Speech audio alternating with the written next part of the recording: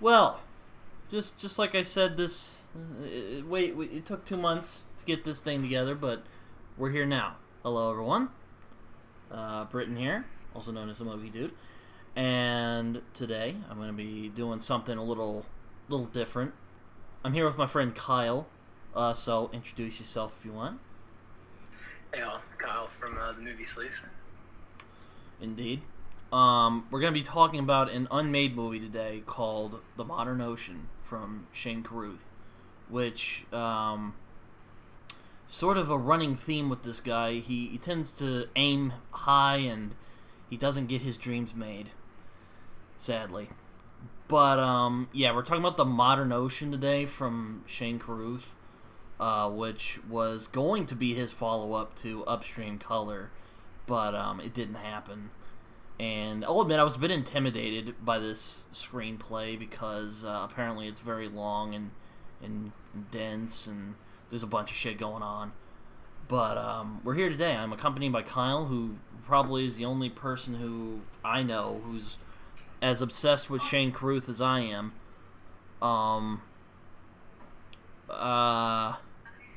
Well, why I decided to do Modern Ocean is because there have been people who've covered A Topiary already, and I kind of wanted to do a similar video. Have you ever watched Disregarding Henry, Kyle? I've not. No? He kind of made a video summarizing, discussing the themes of A Topiary some time ago. That's how I first discovered the movie, or what was supposed to be the movie. And I did think about doing A Topiary because it's probably my favorite Shane Carruth thing, but I decided on Modern Ocean. Maybe that's something we could do another time. But we're here talking about Modern Ocean. Kyle, talk about your history with Shane Carruth. What do you think of before we really dive into this? What do you think of the Modern Ocean? Well, starting with Carruth, so I got turned on to him with Primer. All the mystique around, this low-budget film that did so good at Sundance. I really liked it. Of course, didn't understand it. Anybody that tells you they understand any Shane Carruth film the first time they watch it is lying. But I just got drawn into his dialogue and the way he works, and I really enjoyed Primer because, to me, it's one of those films, my favorite kind of films, where the genre switches, throughout. And, Primer to me is, it starts off as this, kind of tech bubble thing, and then it becomes, a time travel thing, and then it becomes, a horror movie, sort of, a psychological thriller. And so I loved it. And then Upstream Color came out, and Upstream Color is my favorite movie of all time. Absolutely love it. My wife got me the limited edition Mondo poster of it. It's just, my license plate says Upstream Color. I mean, I love it.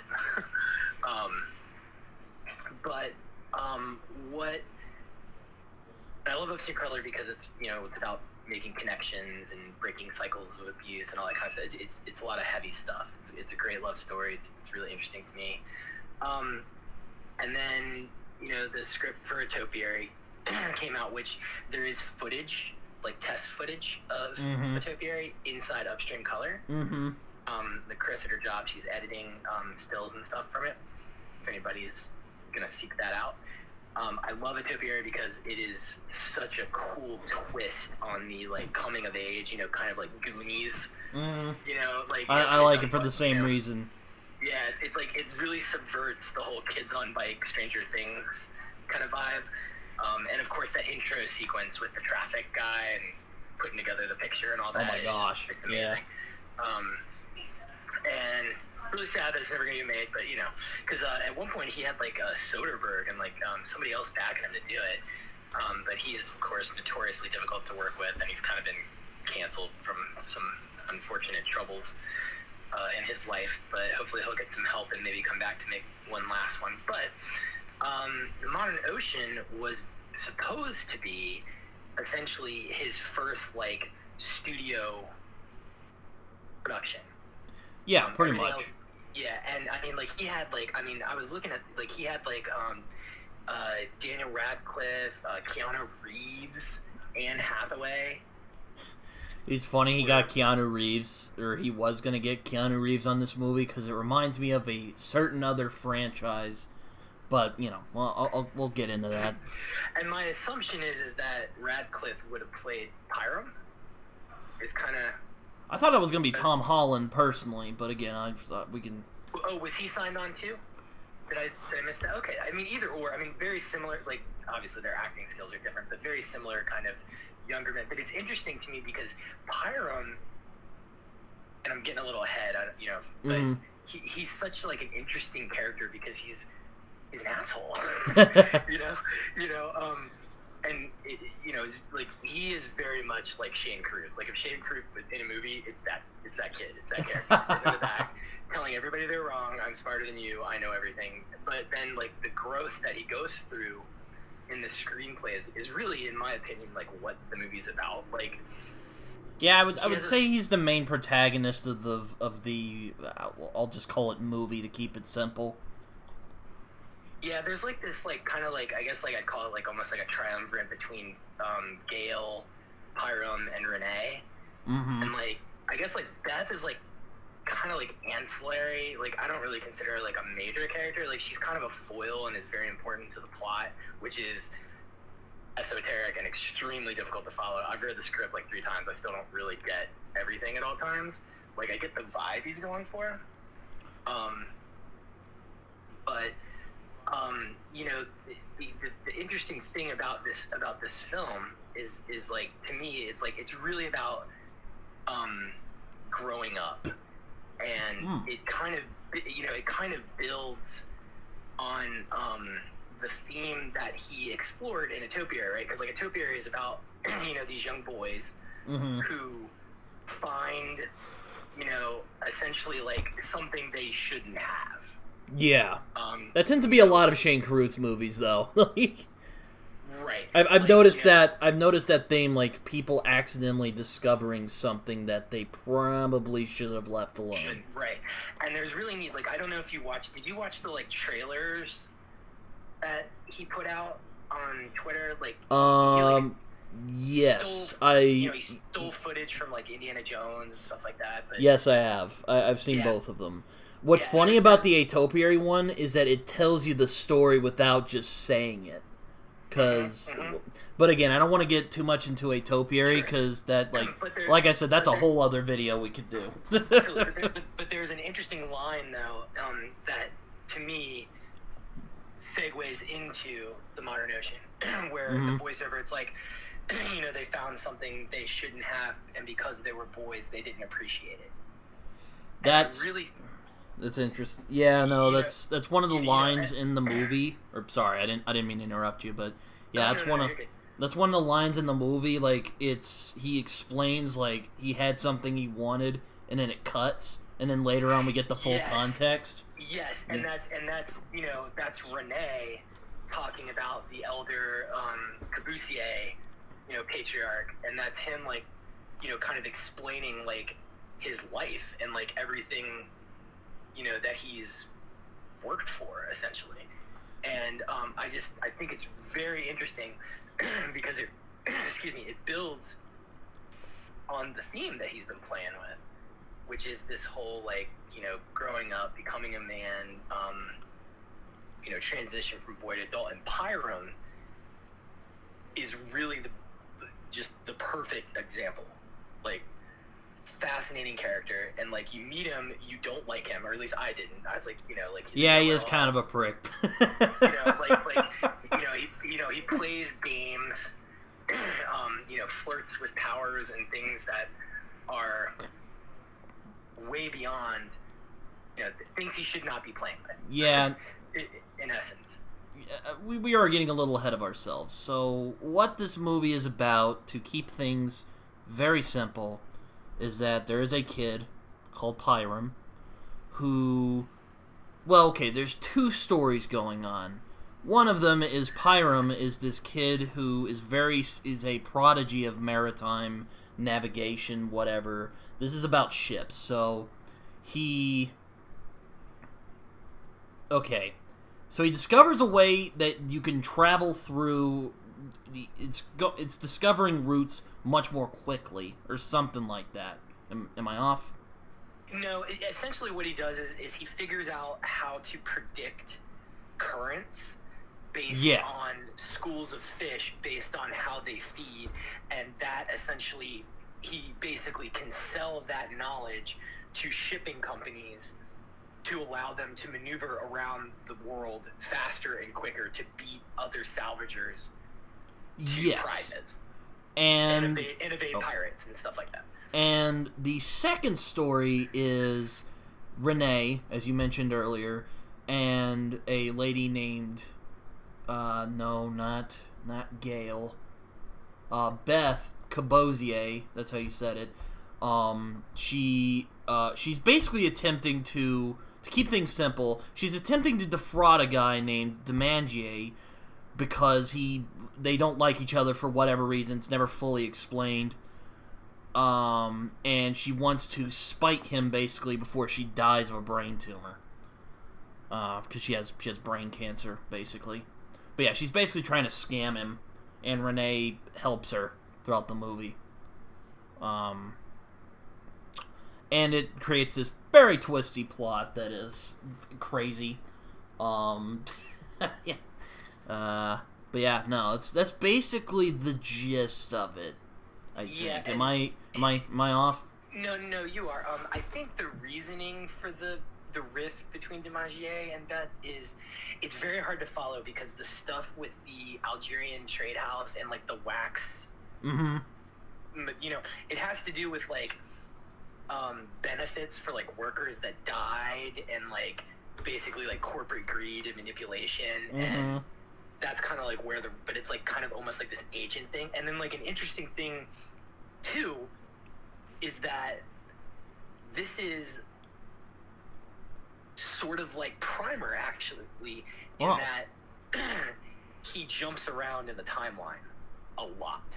Yes, he does. like even more than Primer. So there's a lot of like, it's almost like David Mamet. I don't know if you've ever read a lot of his stuff, but it reminded me a lot of Mamet, where like the dialogue is very like what you see is what you get. Like if the characters don't know it, you don't really know it.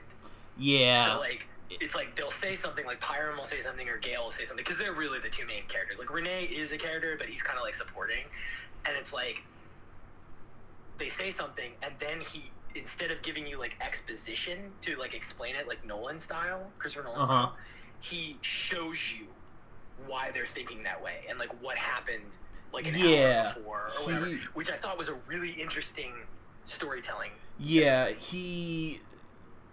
a lot of Shane Carruth's movies are based in the details. Like, you have to pay attention, which is why when I watched Upstream Color for the first time, I turned all my stuff off and just tried to focus on the movie. And even then, I still don't fully understand it. Same thing with The Modern Ocean. Though, luckily, I had some help. I looked up a summary, which really helped kind of put it chronologically. Maybe I'll shoot it to you later, but... and then I read the script, and I'm like, wow, this is really interesting. And then I thought, man, this would have been I don't know if it would have been great, but I think it would have been a really interesting movie. I would have liked it, at least, I think, if I saw it. I mean, I don't want to get to the climax yet, but like the action set pieces are insane. Oh my god! Like, yeah, I know. I'm like, yeah, no wonder they didn't want to make this. I'm like, how the hell are they going to pay for all that? Yeah, you know? I mean, it's effectively, to put it simply, the way that I would equate it is, it's Mad Max Fury Road. Oh my god! Yeah.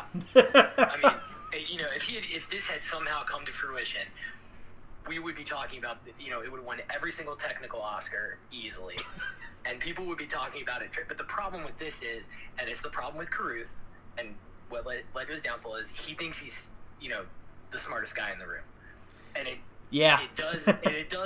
does in this script way more than even A Topiary or Upstream Color, which are Primer. This one, I mean, he purposely is not explaining anything. Like half of the terms are like, I'm like, what is that? What does that even mean? I don't even know what this thing is. I'm having to like figure it out in my head, like these different shipping technical gadgets, and and it's like, the other thing that I thought was kind of interesting is like, it's very like, you've seen like Pulp Fiction, right? Yeah. Mm-hmm. It's very much like the MacGuffin in Pulp Fiction. Like, what Yeah. is in the briefcase? We never really get it. Like, it's like they never really explain why they're doing all this stuff, other than like they want like money. But it's like you just kind of like have to like vibe with their motivations more than It's very interesting. These characters and like Pyram is just so layered and so cool, and like his evolution to like this little like smarmy like know-it-all kid to like this like very dangerous kind of like I'll admit it does stretch my suspension of disbelief a little bit that this 14-year-old kid is just running around running roughshod on everybody. Right. He's basically outclassing like adults who should know better. Or he's doing stuff that I'm like, okay, 14-year-old kids usually don't do this type of stuff. Right. And he's clearly a prodigy. He's clearly intelligent. Mm-hmm. But you are definitely asked to definitely suspend some stuff. It's definitely like, okay. I guess I'll... Like, he's just guzzling booze and, like, fighting with people, and he, like, throws firecrackers at some people at one point. He doesn't know how to play basketball, which Shane Carruth loves basketball for some reason. It's in Primer. It's in this. It's just... He loves basketball for some reason. Yeah, I think it's... If I had to, like, guess, it's... it's very much, like, how he grew up, and, like... Because I think a lot of, like... The interesting thing with Carruth, I don't know how much you know about him, but he, was an engineer. Yeah, I know. He was, like, some software guy, and then he had, like, an accident, and then he's like... Right. And he's like, oh, yeah, I should make movies. Yep, okay. And he was in like recovery. Uh-huh. And basically decided, yep, I'm gonna make movies, and that was that. And so he's a very interesting guy. Very, very interesting guy. But so I think like the basketball thing, it's interesting. I'm glad you brought that up, because I think it's really just his kind of like thinking about his childhood, where he came from, and then like kind of reconciling that with like everything that's happened in his life, and like basketball is kind of like the grounding, like theme. Maybe. I don't know. I just thought that was I just think that's a funny little tidbit that shows up in his work. Like in Primer, he's playing basketball with the guy. He's like, oh yeah, maybe you should do that thing. And he's like, oh yeah, you should bring your ex. Oh yeah, Rachel's gonna be there. Yeah, He does that over and over. God, wonder if they went insane during making that movie. I would not want to be a cast member with him directing. Oh my god, like Kubrick levels of like shoot it again. No, but this movie, I was talking with some friends of mine who have read this, mainly you and another friend of mine named Chris, and I kind of like to say it's kind of like an art house, John Wick, sort of. There's little bits of John Wick in there, which is funny because Keanu Reeves was going to be in this movie, apparently. I don't know if that was like an in-joke or something, or if that was just a weird coincidence that happened, but I just thought that was funny,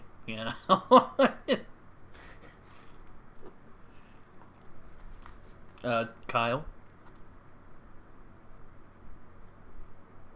I was on mute, sorry. Yeah, no, a definite, hilarious, coincidence. I agree 100%. I wonder if, I have to look at it, I wonder if Keanu signed on to this before Wick was even a thing. I'd be curious to know. Yeah, but I'll put it this way. The world that it creates very much reminds me of John Wick. The world of John Wick, anyway. It's not like criminals killing each other or anything, but it is kind of this weird ancient order that has these weird rules, and you have to follow them no matter what. They have these adjudicator people.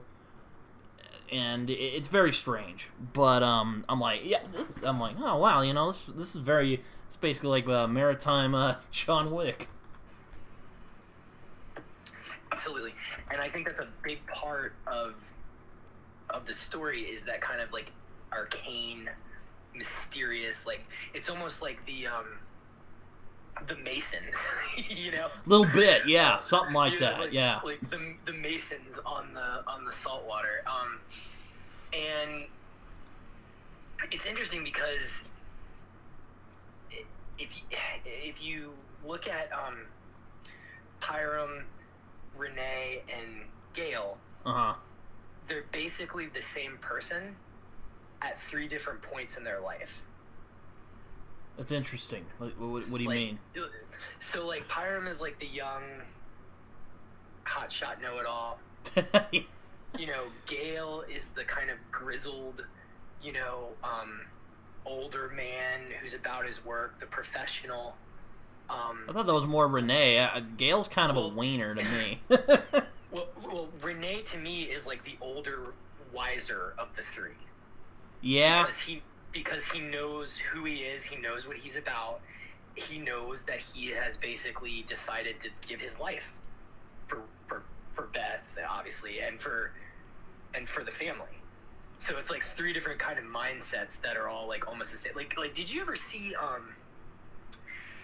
Firefly, the Josh Whedon TV show? Did you watch that? No, I want to. It's just I won't go too into it, but there's and then the follow-up movie Serenity, and there's 3 characters. There's a very young bounty hunter called Jubal Early. I've heard of this guy. Okay, and then there in the Serenity film there's the operative, who is played by I cannot pronounce the actor's name. It's the villain in Doctor Strange, the Mordo, is that his name? Mordo? Oh, Mordo, yeah. That guy. So played by him, and then there is Shepard Book, who's like an older preacher, ex-operative type thing. So the point is like it's very similar. This is what I think of because it's very similar. It's like the same guy, just at 3 different points in their life. I see. And so I immediately was kind of drawn to that aspect. But the other thing that I think is interesting with this screenplay, I want to say film, I wish it was, but it's tender, right? Like there's a little bit. There's kind of like some interesting emotional human moments. Well, yeah, there is, especially with Renee and Beth and but even Pyram and Chorst, and like Pyram and the puppy, and Pyram with the girls in the club or whatever. Like it's interesting. Yeah, I know. It's the ending's actually pretty tender as well, if you ask me. Though again, it stretches my suspension of disbelief a little bit. Just that, which part? Well, just Pyram doing all the stuff that he does with that movie, and he's like 14 years old. I'm like, bruh. Well, I think by the end though he's older though, because like. Well, yeah. I think he's like, because like years pass at one point. I think he's probably closer to 18, if not already.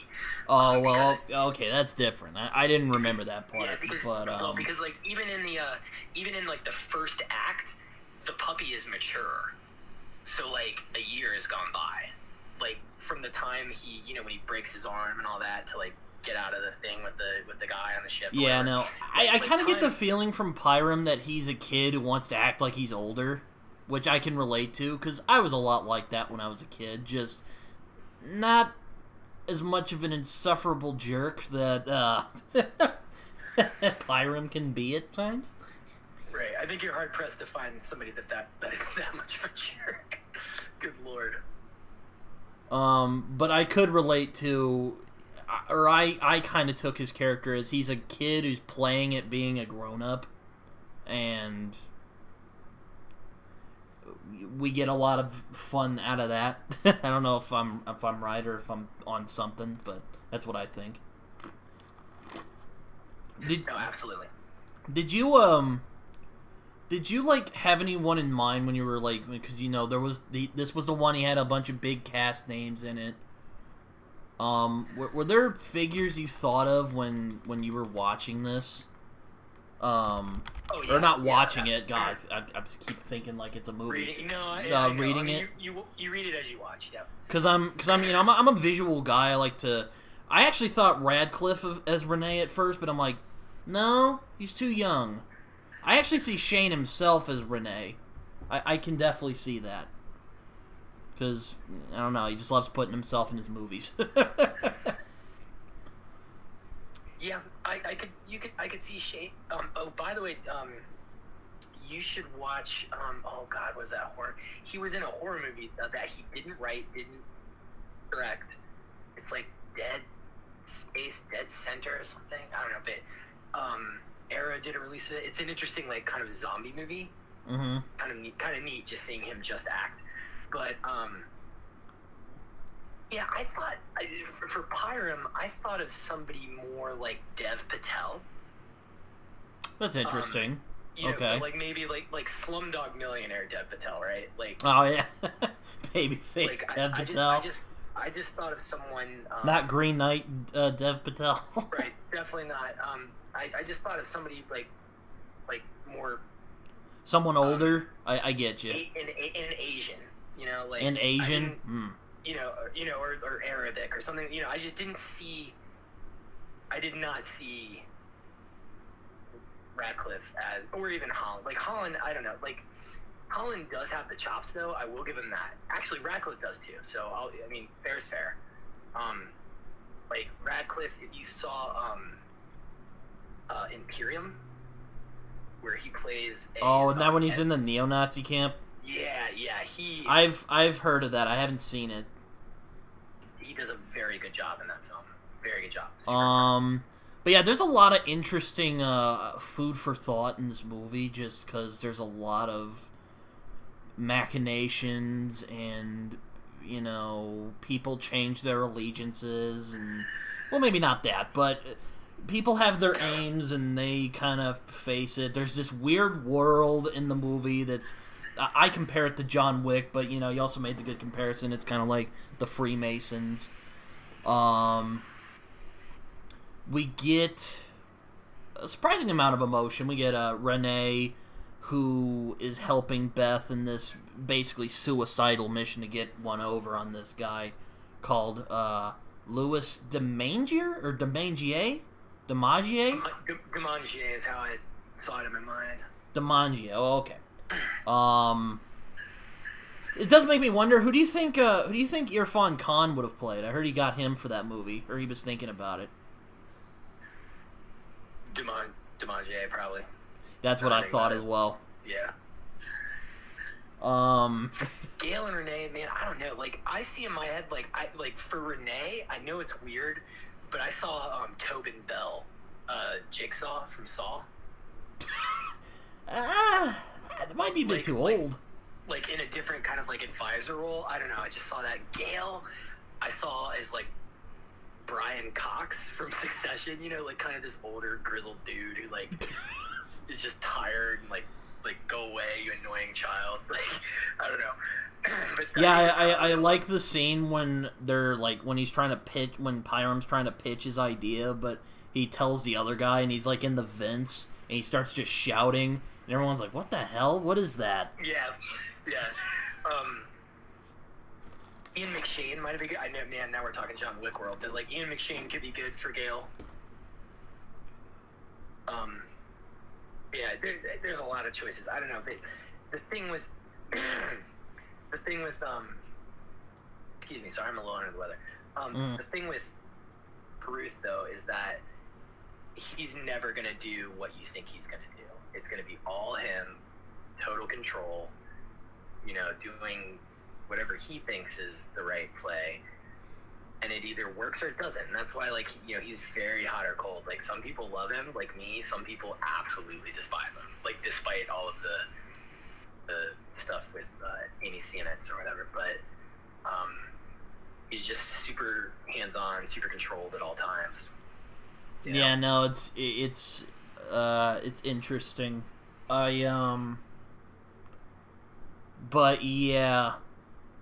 But yeah, there's a lot of stuff going on in the modern ocean, and there's a lot of subtext in this film. Because you know, like you say, Shane is not a fan of spelling stuff out for people, which is nice. But sometimes you're like, I kind of want more. Absolutely. Like, why is Renee so loyal to this family, even though, to the point where he literally he took the name, the last name, which he explains it a little bit, but what did DiMaggio do that pissed Beth off so much? You know, like, why? You know, there's a lot of subtext and there's a lot of things to ask throughout the movie. Yeah, I feel like he left it open. Like, my vibe was that they were probably, like, lovers or something. And then, like, to me, like, Renee loves Beth. Yes, he does. And that's, you know, and that's where that comes. Like, for me, that was probably the easiest part. It was like, oh, well, he's just, you know, he's in love with this woman. I mean, that's it. So yeah, no, like in the movie, he kind of just goes, well, to quote from the trailer, he's like, he had something I wanted, and I thought I could get it from him, and then exactly. He just starts rambling because if I remember, he's drunk in the scene. Yes, and he's bearing his soul, but I think that, like, that's what I'm talking about like growth and like. It's like he's just loaded out of his mind. Clearly started as like a corporate espionage operative. Mm-hmm. And then, you know, but the interesting thing is, again, like exactly what you're talking about is what is the thing he wanted? Is it Beth? Is it Cabricier's power? His empire? Like you as the viewer have to decide what is motivating him. And I thought that was really slick. Now, personally, me, I would have been like, don't be so opaque. It's okay to give motivation, but you know, sure, at the same time, it is also interesting to talk about it and guess where he's going. That was a bunch of word salad. I apologize. No, you're 100% correct though. But yeah, no, he just kind of... Yeah, no, he's just kind of like... He's just like there, and he's just like bearing his soul, and then he just starts like rambling. I don't know. Yep. Let's see. He loves those monologues. Yeah, no. There is a big battle, but I'd like to wait to talk about that. But, yeah, I find the character motivation in this movie really interesting, because a lot of it is left up to interpretation, a lot of it. Like, Beth has a hard-on for wanting to get back at DiMaggio, and I'm like, well, it's never explained why, but DiMaggio's a pretty bad guy from what we see, so, you know, I can definitely see why she might not like him. Yeah, absolutely. But I think the other thing too is that is important with Beth is that she's a cold character.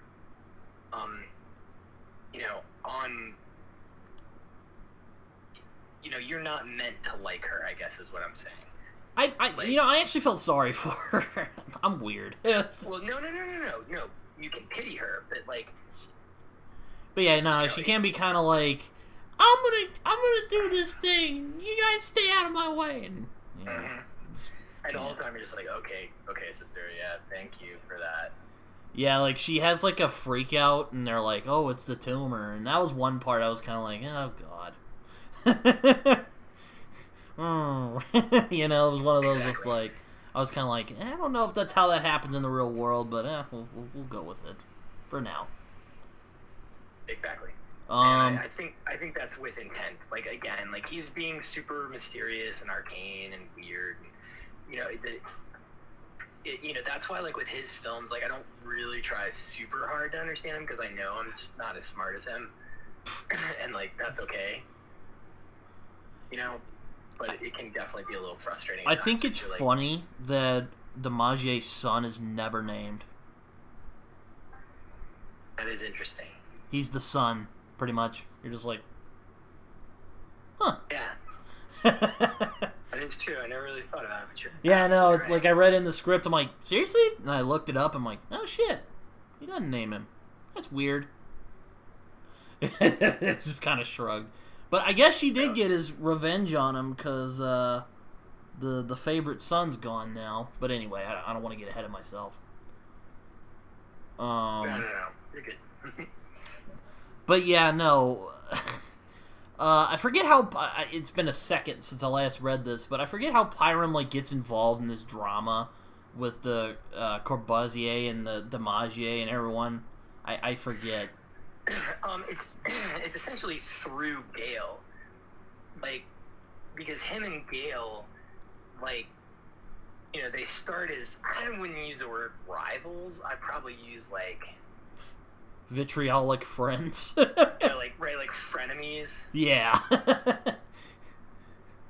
Or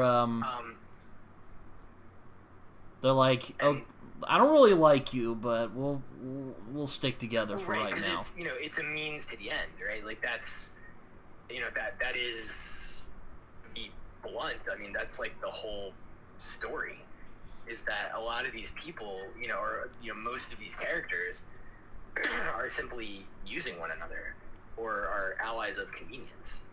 Yeah, no, it's again kind of goes back to this kid's 14 years old and he's doing a lot of, like, I was a dumbass when I was 14, but nothing like this guy.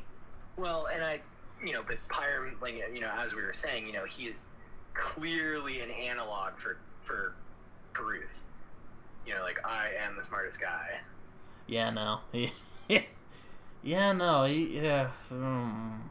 Yeah. But he ends up falling in love. I'm super surprised by that. Yeah. With I don't know how to pronounce this. Castorphine? Well, with Pyram, it's Chorst. Chorst, yes. Who he has the baby with at the end and all that. Yes, they. He eventually falls in love with her, and they get into a bunch of wacky adventures together, for lack of a better word. Pyram is an interesting character, I'll put it that way. Not always likable. He's kind of a dick. Not even kind of. He is a dick. Raging. Yes. I like him and Gale's dynamic, where he's always like, you know, Gale's just annoyed with his antics. I think like one of my favorite like moments of the entire script is like, I forget like the exact verbiage, but it's like when they open the armory and it's like Gale and Pyram have a love affair with guns or something like that. Yeah. Where they're just like geeking out over all the weapons. I thought that was really funny.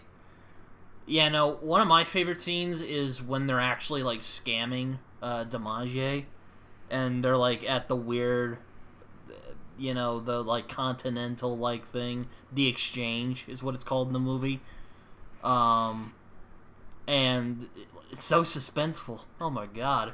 And they're just like defrauding somebody. Like, yeah, absolute great scene. And all they're doing is defrauding a guy out of money.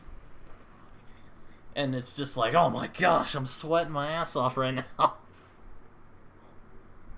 Because, you know, you feel Renee's just like, oh god. This is gonna go bad. People break a lot of limbs in this film. Like, Pyram breaks his own finger. Or no, I think he cuts it off, because he's a fucking savage. Again, this film asks you to buy some stuff that I'm like, okay. Rain, like, breaks his hand, I think. He drops some equipment on himself. Let's see. Who else, like, breaks something in the movie? Oh, Pyram breaks his arm, like you mentioned earlier.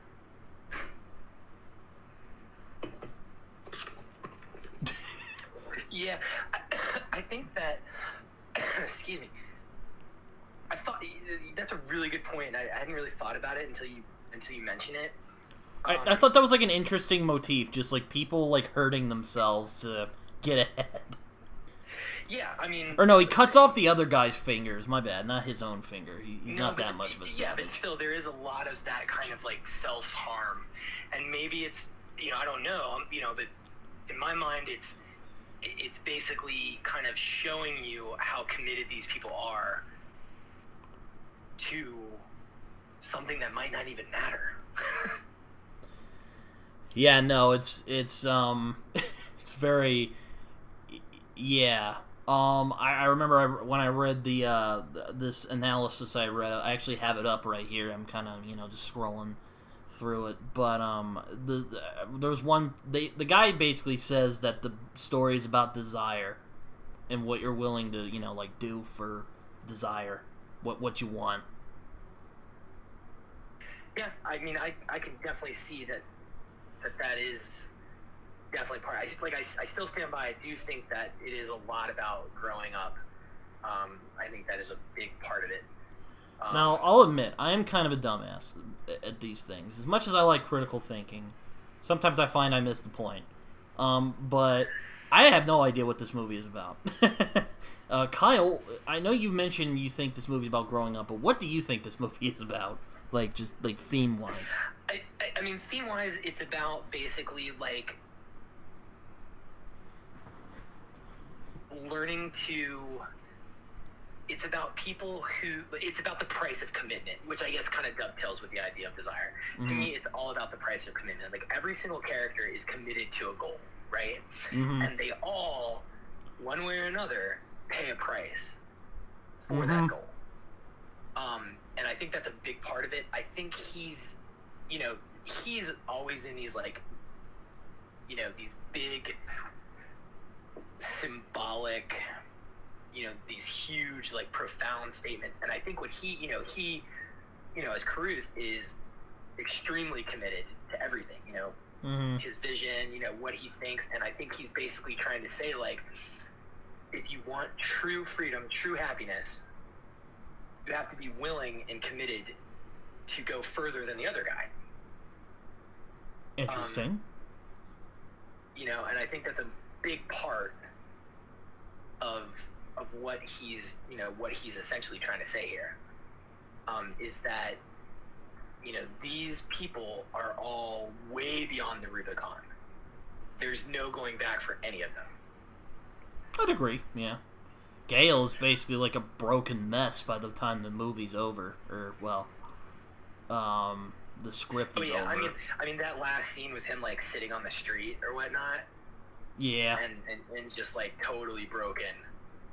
But again, I don't want to jump ahead of myself.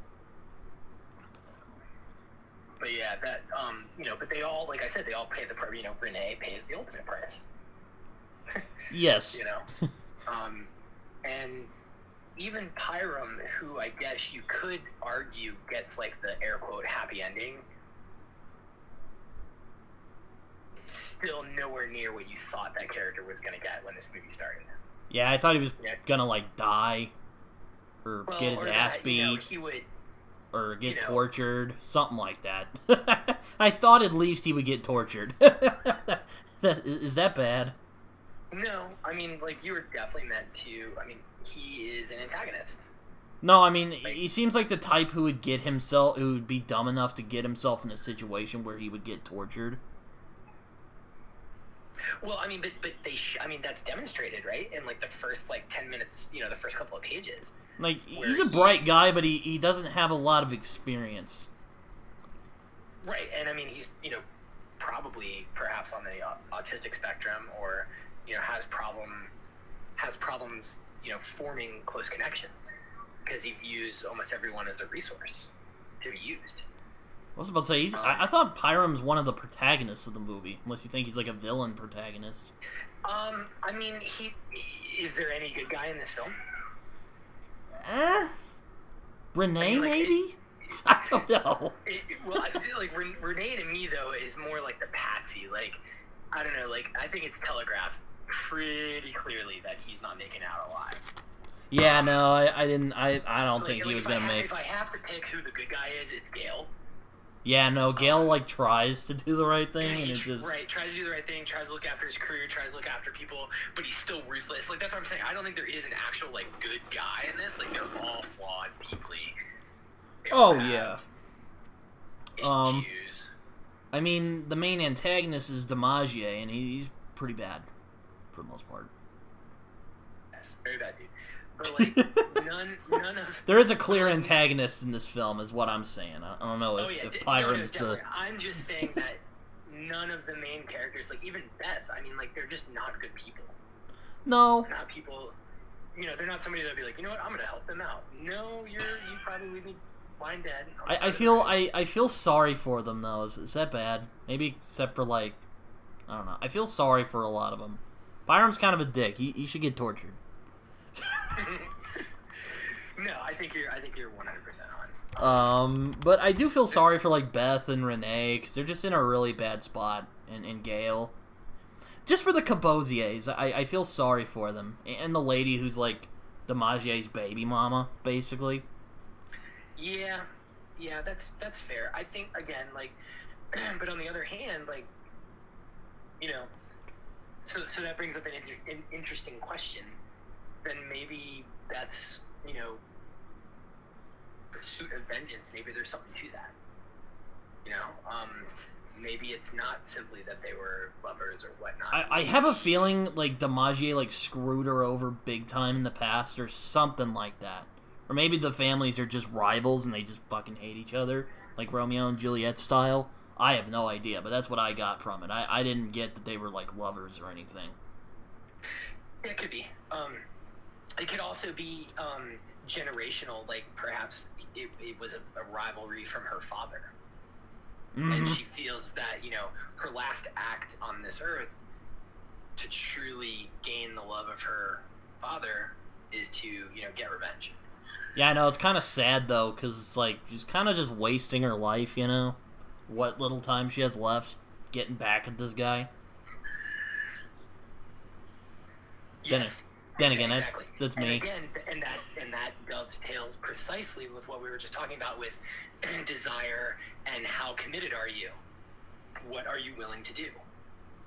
And I think and that's Shane Carruth, right? You ever read his Twitter? I mean, the guy is just if he didn't make such great movies, you'd think he was an asshole. I mean.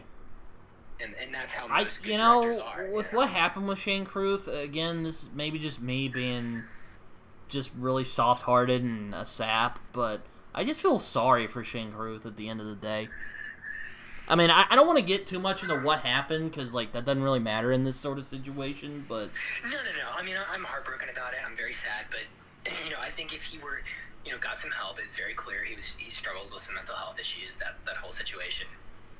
You know, if he got some help and, you know, patched it up with Amy and Apollo, I think it would be fine. But I think he is just too narcissistic, for lack of a better term.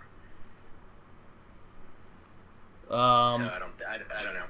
And you know, he's just not made for the industry. That's just, you know. No.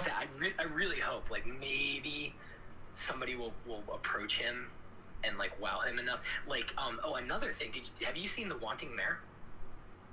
No, I want to. It's on Tubi. I could just sit down and watch it. I don't have to pay for it. Do you know the whole story with him and being involved in that and everything? I know he was like a producer on there. Yeah. He was before the whole thing happened with Amy, but you know, like if that guy, like if that crew came to him, because like when you watch The Wanting Mayor, and you should do that by the way, you're gonna be like, well, this is the movie that this is a Shane Carruth movie that Shane Carruth didn't direct. You know, I mean, it's like from the opening scene, it is very clear. Like, okay, like it's a beautiful, beautiful film. Just as difficult as this film is. Yeah, but I think the best word to call The Modern Ocean is it's a very bold film. Then again, I think you could say that about a lot of Shane Carruth films. I mean, this guy had the cojones and the commitment to make the most bendiest time travel movie with $7,000. That is chump change in comparison to, like, movie budgets anyway. Absolutely. But, he, like I said, Shane Carruth aims for the stars, man. And for that precise reason, I don't think that's why this movie got made. Is because it aimed for the stars, it really freaking went for it, and they're like, what the hell is this? This is right, like the average like producer's like, this is medium rare steak, you know? Like, how are we gonna pay for all this? Like, come on, man. Now, if it's animated, maybe, but it's. I agree, and that's the way it's gonna be. I don't think that's why I think we'll never get it. I mean, if I had to pick, like, gun to my head, I'd go for A Topiary because I do think it is. I think it's a magical idea, and I think it would really be something cool. Oh my gosh, yeah. Again, I don't want to get too much into A Topiary, but that movie did crack my brain open, if you want to use a figurative speech. Absolutely. It blew my mind, if you will. and really, not like in the way that critics like to say. I really mean it. Like, it really engrossed me, and I'm really sad that it's not going to get made, probably. It's a beautiful story. Like, I think the thing with the modern ocean is even though there is those moments of, like, kind of emotion and gentleness, it still lacks, like, that. I think that's, like, the thing about this is that makes it so interesting, is that A Topiary is, like, in my opinion, like, kind of like Upstream Color in that it's a lot of emotion. There's a lot of feelings going on. Mm-hmm. Modern Ocean is more like Primer. There's not a lot of emotion. It's more clinical. It's more plotting. Mm-hmm. It's more sinister, kind of. Mm-hmm. Because much like Primer, it's about how far you're willing to go to get what you want. Yeah, no, I won't disagree with you on that. And the thing is, though, is that translates into the characters. Like, see, he wrote Upstream Color, right? And A Topiary or whatnot, where he was engaged to Amy Siemens. So I think that was a big, influencing factor on how those films are presented. I mean, Upstream Color is just pure emotion. It's about love. It's a love story, and about breaking cycles of abuse and, discovering who you are. Blah blah blah blah blah. But I think that this one is way more about obsession. I think it's more than desire. I think it's about obsession. That's actually a good word for it. Yeah, obsession. And also sharing another thing with his movies, with Primer anyway, and A Topiary as well, is that they accidentally discover, like, they're always stumbling into these sort of things. I wonder if in Upstream Color, the thief and the sampler, I wonder if they just stumbled on this and like, oh, hey, you can control people's minds with this stuff. Let's make money. Definitely, which goes in that theme with people discovering things they should not have. And I think with the thief and the sampler, like, the idea is that people ultimately, of course it's an analogy for abusers and a broken system and those kinds of things, but I think in general, hard to explain, like, it's all right. It's all right. Like, it's really about like the whole Walden theme and, like, the absolutely lovely scene at the end of Upstream Color where they send the books to all the victims and they all show up and start caring for the pigs. Mm-hmm. And I think that's extremely powerful, and how Amy's character Chris, who can't have babies, mm-hmm. and how she's loving and kissing the little piglet, mm-hmm.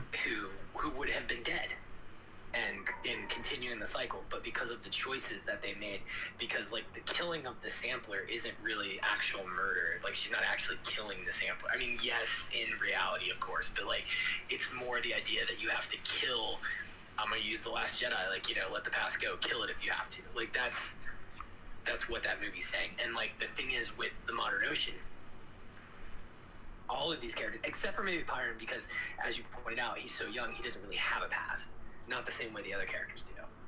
Yeah, no, Pyron just kind of does things, and But the principals, but the other characters are absolutely obsessed with vengeance, and superiority. Vengeance, or getting one over on people, or just trying, or even with Gale, he's just trying to get on with his life. He's trying to like prove himself, is what I think when I see Gale. And then Pyram is not really like the spoiler, but it's more like, what would youth and vitality and a lack of reasonable fear do in an environment with these people? It's like a hand grenade. Yeah. No. Yeah. Yeah. Yeah. I'm not disagreeing with you. I'll put it that way. So I don't know. I'm not like an expert, but that's just kind of like the vibe that I got, because he's such an interesting character. An unlikable character, but he's interesting, and I care about what he's saying. I care about what he's doing.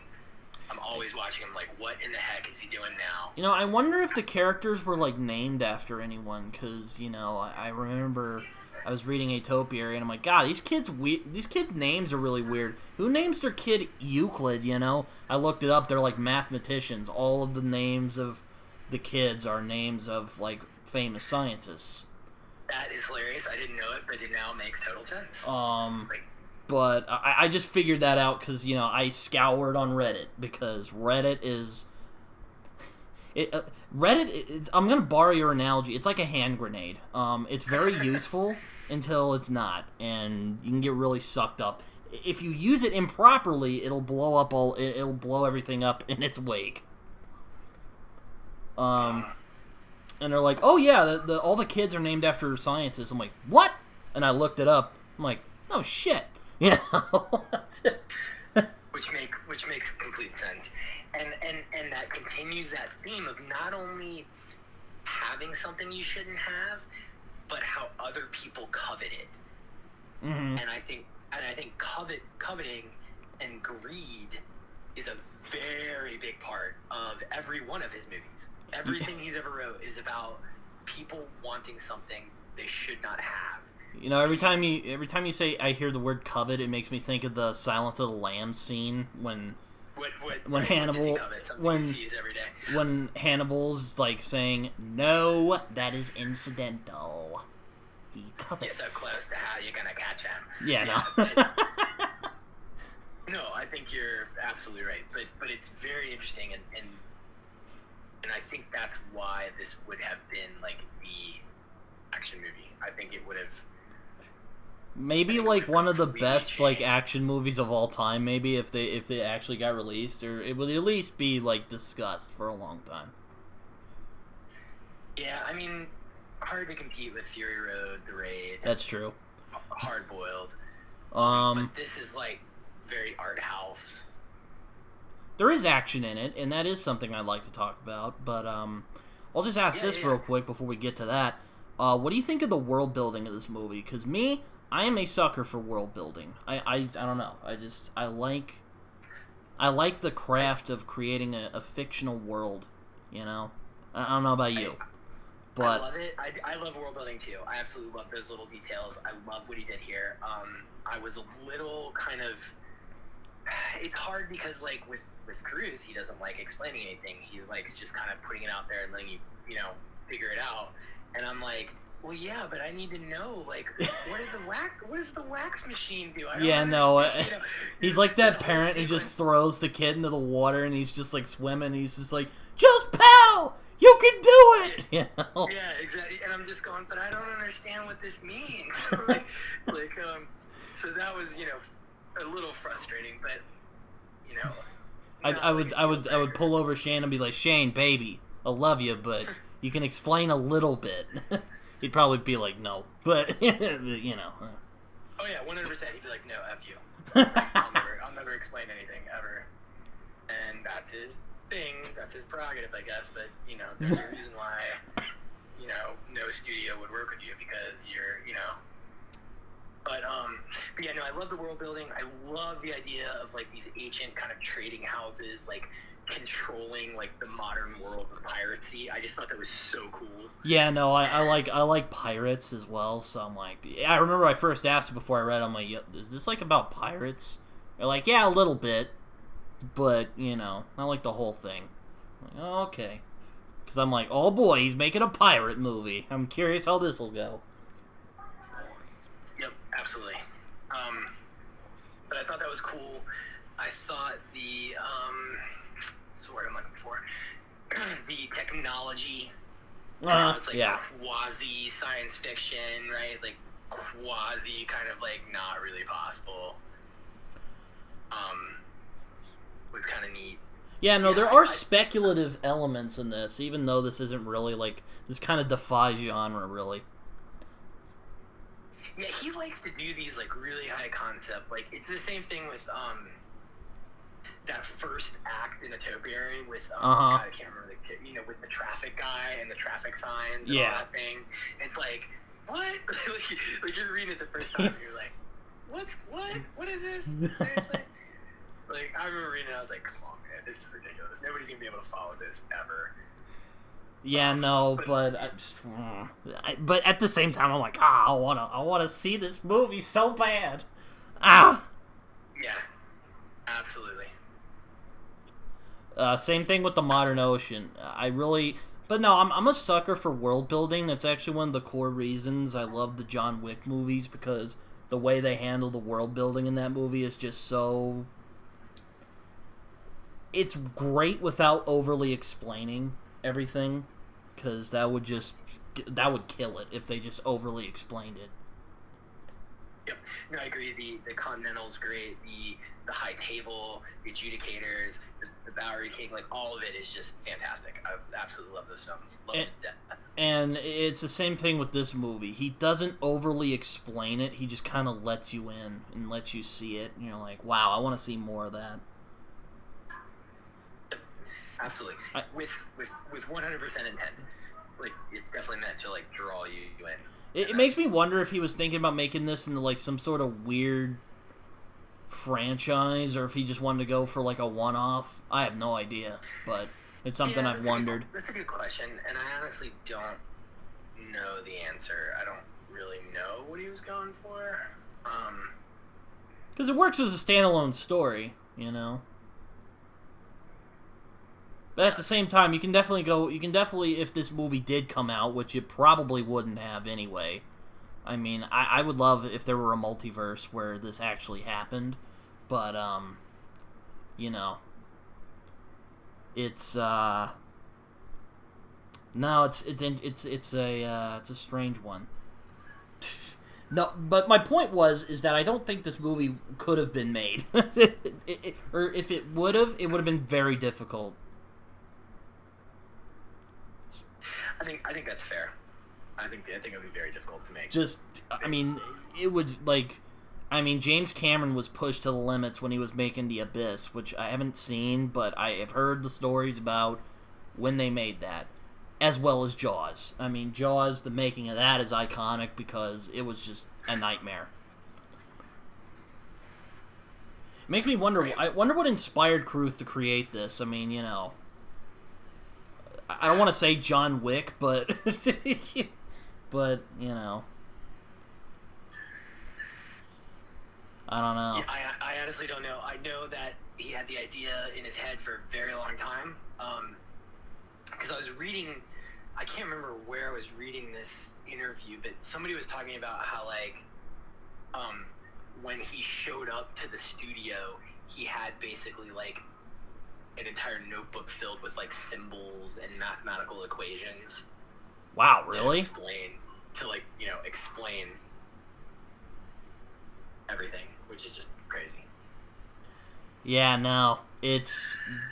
But like I said, going back to what I was saying, really like world building, especially world building that doesn't overly explain itself, because I'm not a fan of info dumping, as not really a fan of that. So we're not a big Christopher Nolan fan. It's funny. That's funny because I do like his movies, but some of his recent ones have been. It's funny. I actually think Nolan and Carruth are very similar. I think, except I could see that. I think that's fair. except Carruth is more esoteric. Nolan is more clinical. He's more interested in how the ideas that he plays with would affect the world as a whole, but Carruth is more interested in how it affects the people around the thing, you could say. I don't know if that makes any sense, but that's how I view it. No, it makes absolute sense, and I agree with you 100%. I think they're very much kind of like dark twins, dark reflections of one another. Oh, no, but I do enjoy Nolan. Dark Knight Forever. Also love The Prestige as well. I like Inception, but that's not one of my favorites from him. It's one of those, like... Probably my favorite, although I think Oppenheimer's probably going to take it, because I'm really hyped for that movie. It looks amazing. Just to end this little tidbit, I like The Prestige more than... Inception's kind of like Pulp Fiction for me. It's a good movie, but it's kind of overhyped, I actually, it's funny, because, we disagree on The Matrix, but I actually agree with you 100% on Pulp Fiction. It's not even in my top 5. I like Reservoir Dogs more in terms of, like, Tarantino's movies, but anyway. Yes. Yeah, we can do that on another podcast, break down QTs stuff, so let's talk about the climax. What are your thoughts? Oh my gosh. If you here's A Topiary is interesting because, well, they actually both end with like a big battle, but with A Topiary, it's I'll put it this way: if you read the Modern Ocean's climax, you'll see exactly why this movie wasn't gonna get made. I'll put it like that. I'll let Kyle explain it more, but that's generally my thoughts. It is insane. Yeah, I mean, can I explain it? I don't even know if I can explain it. No. I mean, you can kind of be like, oh yeah. No, I mean, like, you can just go like, oh yeah, just the scope of it. You can see how. It's essentially like, imagine Fury Road on the waves, and instead of it being a chase scene, the different forces converge on one another, except for, because it's Carruth, they can't have a straight up shootout. It has to be like physics involved and using these crazy behemoth ships to it's suspenseful as all get out, and it is absolutely insane. Just some of the stuff that happens is just ridiculous. I really don't even want to get into it too much, just because it would spoil it so much if you haven't read it. It's just phenomenal. But my mouth was just open. I'm like reading like the last 50 pages or whatever of the script. I was just like, okay, because it builds so well. Oh my gosh, it is so suspenseful too. It's ridiculous. Yeah, and there's so much intelligence involved. That's what I really respect about it. Oh yeah, I mean. How am I even going to describe all that happened? I don't even know if I'm going to, because that would kind of spoil the whole movie. But, it's basically like Fury Road with Pirates of the Caribbean and, like, Captain Phillips, maybe. And he used, like, improvised weapons that, like, hold on, let me look at the, some of the stuff here, because they have object listed. Gosh, they have like ducks, which are like explosives, Yeah, and I mean, it is absolutely ridiculous. Using the ships as weapon, the ships are all sinking, and then I love how ultimately in the end the Torque's skeleton becomes a salvage itself. Yeah, no, I like that, and apparently that's like a real thing too. There's people who kind of drag parts from ships, and they like sell it, kind of like how people like pick, or how people in like third world countries pick up pieces of like plastic and recycle it. Right, and it's really neat because like they kind of, I mean, I won't say they win because I don't know. Do you feel like they win? I don't know. Like it's like Pyrrhic victory. Well, the Corbusets win, I think, a little bit. Yeah, they win, but like at the ultimate cost, right? Like, Yeah, no, it's a PRic Ray victory. dies, Gale is done, and Pyram just fucks off. You know, it's Yeah. like yeah, they win, but like Beth dies. Like, what did they win? What's left of their empire? You know. Yeah, no, Gale's involved. Again, it is super suspenseful throughout the entirety of it. I was just like, oh my gosh. Well, and I like how, like, you know, they have like the thermite guns, and then like there's like the mercenaries, so it like combines that kind of like Jason Bourne kind of vibe. Yeah, with, no, like, it's cool. With like, you know, computer hacker nerd vibe. It's so cool. It's such a cool like meeting of like, oh well, you guys got machine guns, but we have this. You know, like you weren't ready. You weren't thinking about this, were ya? Yeah, no, I like how they improvise the weapons and they just start. It's basically like guerrilla warfare at that point. Well, yeah, because they realize they're outgunned. And yeah, they're like, oh, shit. Like, you know, it's kind of an ambush kind of thing. Like, it's... I like how even Pyram's like, oh, shit, we're fucked. Yeah, he has I forget, like, the exact, like, statement, but there's one time where he's talking to Gale, and he's like, well, you gotta, like, use a knife, because, like, if they come at you, you know, you gotta stab them, like, really hard, so think about it. I forget the exact words, but it kind of sets the tone. It's in, like, the middle act, where they're talking, but it very much sets the tone for like how that final battle's gonna go, because Pyram is like, no, you gotta like commit, we gotta go for blood, and we gotta go hard. Yeah, I know. We can't. Again, that kind of which again, that kind of I'm like, what 14-year-old talks like this? But anyway, I'm just, yeah. No, I mean, but by then he's still a little bit older, but even still, what 17-year-old talks like that? Not many, unless they've been on the street, which I guess technically he has, you know. I mean, unless you're like, I don't know, Oliver Twist maybe. But then again, even he's like too nice for the world. Anyway, but no, this like climax of the movie is absolutely ridiculous in the best way possible. Like, it is insane. I don't know how Carruth could have pulled it off. Really. Same. I don't know what he was thinking. I don't know. Like,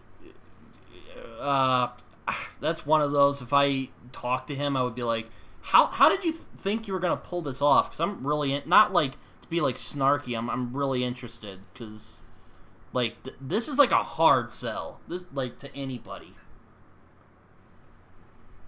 Because I think a lot of people would be like, are you out of your freaking mind?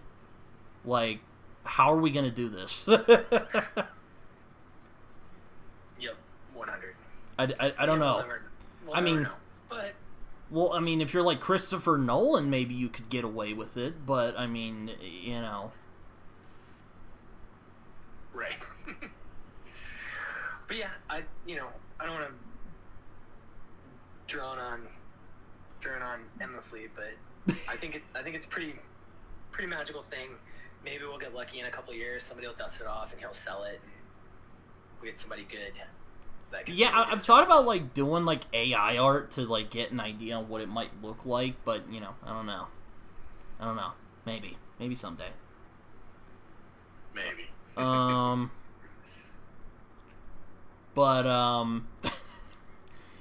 no. All I'll say about the final battle is that it's insane. There's a bunch of stuff that happens. Renee like holds Korst hostage at one point. And Pyram just starts murdering people, and you're just like, oh my gosh, you know, it's insane, it's crazy. Like they start like one of the ships like bends over and starts pulling down the other ship with it. My brain exploded. I'm like, how was he gonna do this? Yep. Yeah, I still don't know. I know. I'm like, I still have no idea how he would do something like that. But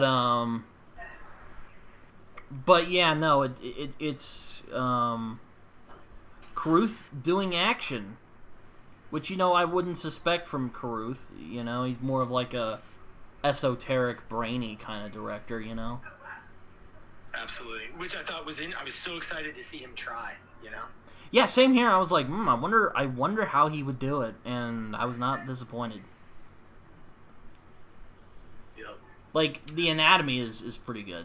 Like, you know, it's pretty good. Bunch of people die. There's one guy who I think Gale kills, and he just is torn up about it, if I remember right. Yep. Pyram's just fucking killing people. He doesn't care. That's right. Yep. Killing everybody.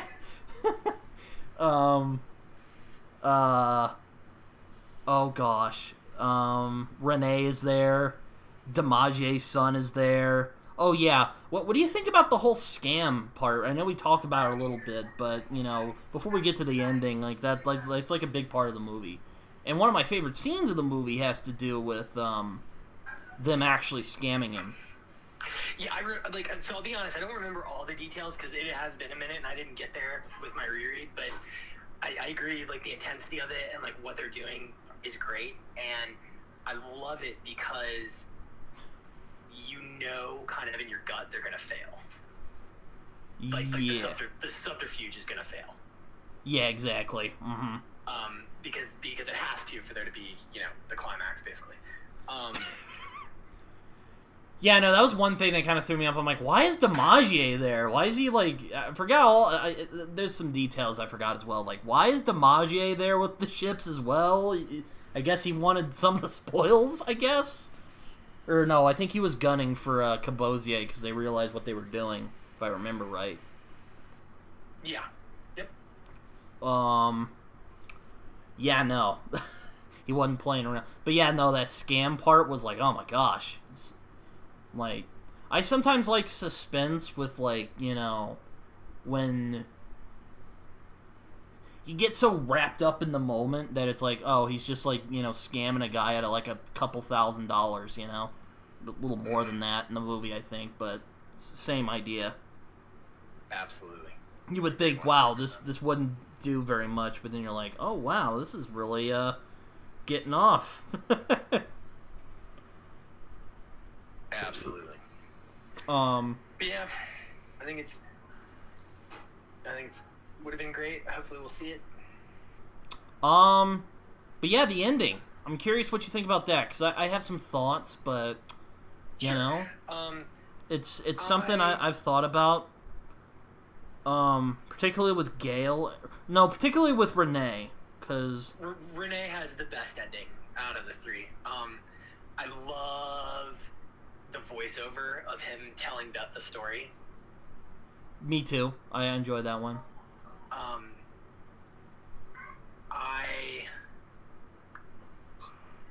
Gale is the worst one only because I'm sad because I love Gale. Yeah, I know. I really like Gale. Like I said, he's kind of a, like, I don't want to say he's like a wiener, but he has just a bunch of bad stuff happen to him. And he doesn't really deserve it. Like, he's one of, like, the nicer characters in the movie, and you're just like, God, or, you know, script, whatever. But you're just like, God, you know, he doesn't deserve that at all. I love his ending. Like, I'm teasing a little bit, like, because, like, of course that's what happens to the help, right?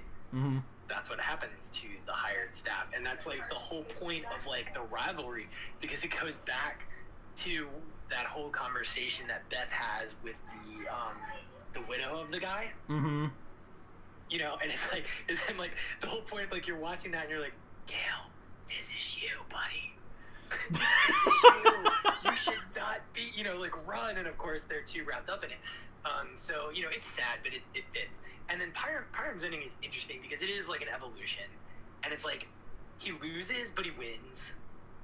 You know, he lost one thing he thought he wanted, but then he's like, hey, I'm gonna chill out with Korst. I like this. And this will be we're fine. gonna have a kid, but like I'm still gonna be breathing heavy and thinking about everything that I did to no end, essentially. He gets the most happy ending, I guess. Oh yeah, obviously. I mean, but again, it's like, and I think that's part of what Carruth is saying is like, in the end, there is no reward for that level of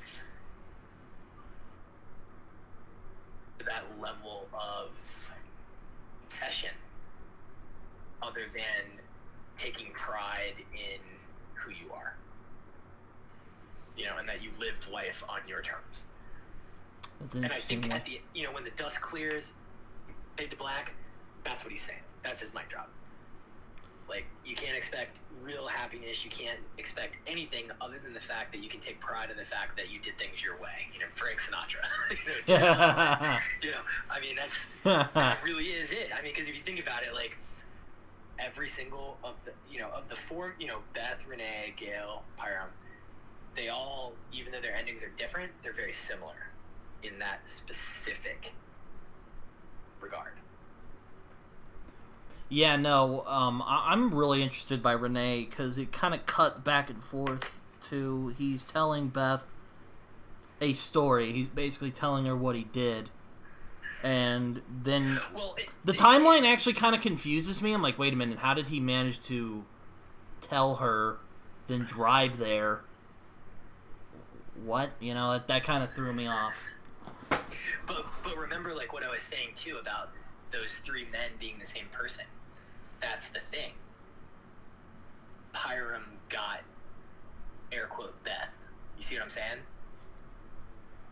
Like, where Renee ultimately didn't get Beth and died.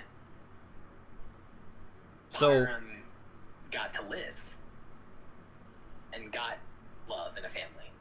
Oh, okay. Okay. You know, like, I thought you meant like literally, like that was him. I'm like, wait, no, it wasn't. No, like if they're the same, symbolic male persona. Oh, okay. Right? And like Renee's on one end of the spectrum, Pyram's on the other, Gail's kind of like in the middle. But like ultimately, where Renee doesn't get the love of his life, she dies, but then he dies too. Whereas Pyram doesn't really get fortune and glory, to use Indiana Jones terms. He gets living on a small little farm with this woman that he loves and a baby. And it's far more. I think it's satisfying. I would say he's satisfied with it. I don't know about you, but I think that is purposely not defined, and I think that's why the last scene is him breathing, staring. Because I think that's the point of kind of like, what am I trying to say? It's like Carruth wants you as the viewer to be like, is he satisfied? Is that enough? Because if you know the answer to that question, you should stop living. If you know the answer to that question, then you're Renee. If you don't know the answer, then you're Pyram. You're always going to be thinking of, should I have this? And I'm not saying it's a good thing. I'm not saying it would make him a good partner to that woman. But that's kind of, I think, the kind of conundrum that he's, presenting. Like, as Shane Carruth, like, if I didn't get in this car accident, would I still be sitting in an office programming stuff? Mm-hmm. Because I think everything he does is extrapolated from his own, like, which is, of course, most directors and art and all that kind of stuff. Well, you say that with Gale. You said earlier that him, Renee, and Pyram are all similar. So what would Gale be if that's what you said? Gale is Shane Carruth if he didn't get in the car accident. That's exactly like you see what I'm saying? Like if nothing changed his course, he would literally be the worker, the help, the entire time. He would be toiling away, and his life would end alone on a street corner with some severance package. Because ultimately that is Gale. That's what happens to him. Yeah, he kind of got royally screwed over. But, I mean, for the story, not really, symbolic of real life. Right. Oh, yeah. I mean, Renee dies. Renee gets the easy way out, in my opinion. Oh, yeah. Yeah. I think that, Gale gets the worst of it because he's just trapped. Like, that's it, dude. That's your life, Do you think he dies at the end, or do you think he, No, I mean, I think you could interpret it that way, but I really didn't interpret it that way. I think he just goes on, and he probably just starts anew again, hoping to have a different outcome with the next company, with the next scheme, with the next boss that hires him for his skills. Because ultimately I don't think it's presented in such a way that Gale has any choice. I mean, I got the feeling that he's really shook up by what happened. And he's kind of this broken mess by the end of the movie. Fair. like he definitely, but like I think that I don't know if he died. I'm just saying he kind of seems like a broken but mess. he I don't. definitely knows he's mortal. Clearly dealt with his mortality, right? Mm-hmm. So I agree with you there. I'm not saying I disagree. I'm just saying I don't know. I just see him as a very trapped person. I see. But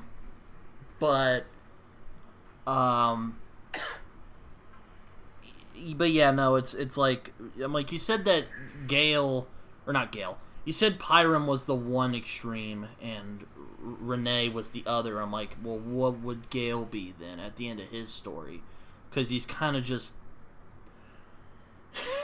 what do you want me to? He's just this sad, broken mess who is just like he's basically lost everyone and everything he cared about.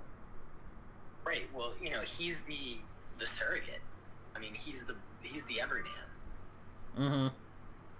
And he's the divide, and I think that's why ultimately I do think he lives, and I do think his story is the least happy of the three.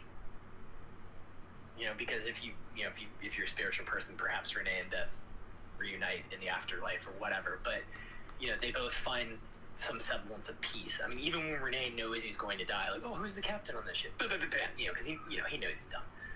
Yeah, I like that line where he's just like, oh yeah, thanks for saving me. Yeah, exactly. Because it's totally like shit eating, right? Like it's like, and fuck you guys. like the last. At least that's how I read it. Or at least, and then they just pop him full of lead, and then he's like, yeah, dump him over. Yep, exactly. And yeah, so again, I don't want to drone on. I think we hit the themes definitely. But yeah, I think it's definitely about obsession, about how far you're willing to go, and then ultimately, like, what is the price of that? And that's really what the Modern Ocean is really about, with fantastic set pieces and some really, really, really heavy ideas. I think this would have been an amazing book if he did a novel or a comic of it. I think that would have been really, or even a mini series or something. Oh yeah, HBO or something. Yeah. Oh my gosh, awesome. It'd be up there with if he did HBO. Oh my gosh, it would be it would be up there. I think with some of the best shows on there. Yeah, I don't think it would connect. I don't think it would connect a lot of people the way Carruth doesn't connect a lot of people, because he just doesn't think about emotions the same way we do. There is tenderness, but it's not like The Last of Us where you watch it and you're like, oh, my heart is ripped out. It's more like subtle, and it's more like the idea of emotion rather than emotion itself. And that's because Carruth himself, I think, it struggles, like everybody, but that's kind of how he communicates. So. But yeah, no, that was a Modern Ocean. Me, friend, so I gotta. Well, I mean, before you go, if you want to, thanks for joining me on here. Oh yeah, of course. Anytime. Yeah, no. I have to say, this took we were gonna do this in February, but then Kyle got really busy, and now we're finally doing it, and yeah. So thank you for thanks for showing patience. Anytime, dude. Yeah, hopefully my schedule will slow down. I'm excited to come back and do another talk on another topic that interests you. I will say before this is over, I would really love to talk about A Topiary at some point in the near future, because that Absolutely. is my I could probably talk about that one I gotta clear my schedule a little bit more, because that's a very deep movie, very deep conversation. Yeah, I know, but that is something I'd like to do in the future. But my good sir, thank you. If you want to shill some stuff, I know you're not a big social media guy, but if you want to yeah, just check me out, Kyle Jonathan. I write for the Movie Sleuth. We're on all social media. You can search for me. I mostly do reviews, basically cult stuff, independent stuff, and some new stuff. I'll have a couple of reviews dropping this week on some new screeners for some upcoming films. So look forward to sharing those with you guys. Thanks for listening. All right, well, you take care, Kyle. Thank you, everyone, for watching, and hopefully we'll do this again at some point. So, all right, thanks, Brendan. Take it easy. All right, I'll you talk too. to you later. Take care, everyone.